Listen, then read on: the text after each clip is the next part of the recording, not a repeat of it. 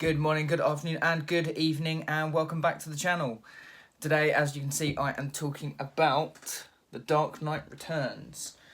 So, it's actually been a while since I've watched one of the DC animated films, and I thought about it the other day. I thought I've been reading so many comments. I thought, you know what, I'm gonna watch a film.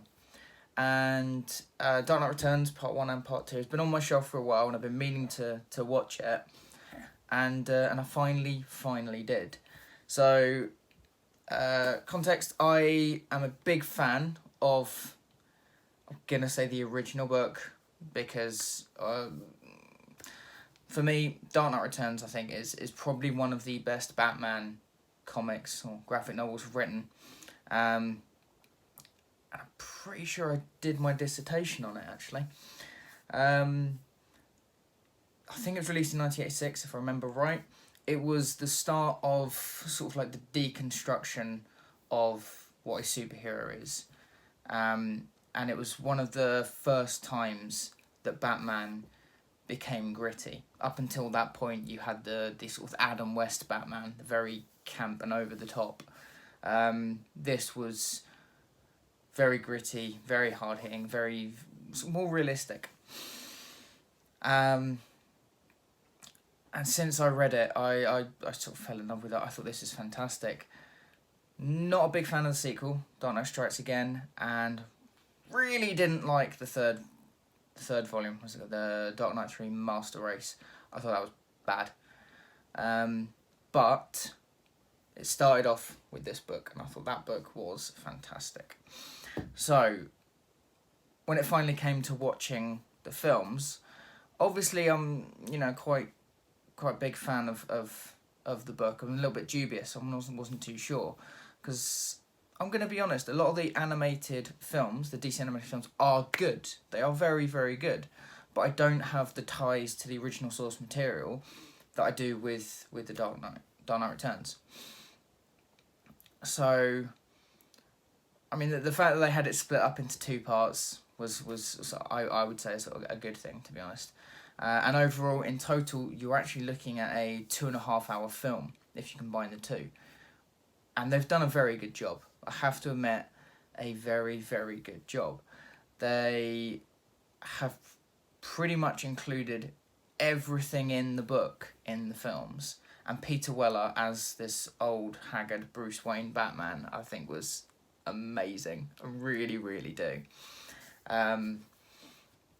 There is one small issue that I have with it, and it's very, very small, and it's a minor, I say minor, it's a thing that they cut out from pretty much the beginning of the book, and to me, that thing actually has an impact on the end.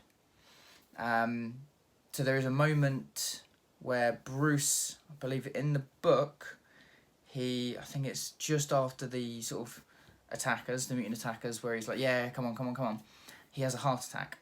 And obviously it plays on the fact that Bruce is old. He is past his prime. He's not the young fit Batman, the young fit Bruce Wayne that he once was.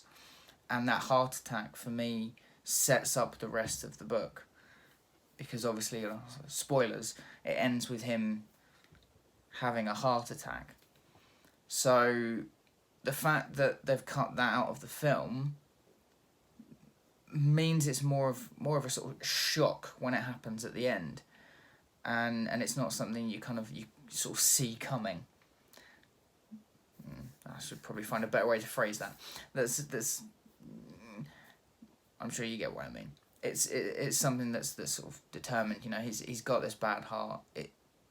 Because of the push at the end with him versus Superman, it's kind of like his heart gives up.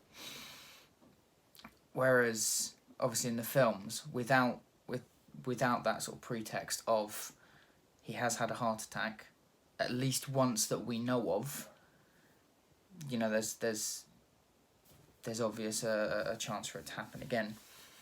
So other than that, I think they did a fantastic job. I can't remember who the writer is now. Goodness me. Who was the writer? writer of this, Bob Goodman. That was it. So Bob Goodman has done a very, very good job adapting the script from Frank Miller. Was it Frank Miller, Klaus Jensen, and Lynn Varney? Yeah. He's done a very good job of adapting that script. He's developed things that sort of weren't in the book, that make sense, that sort of elongate the scenes a little bit, and they kind of flesh out the characters. And yeah, overall, I think it was just a fantastic film. Without a doubt, the longest of the DC animated films, but well worth it.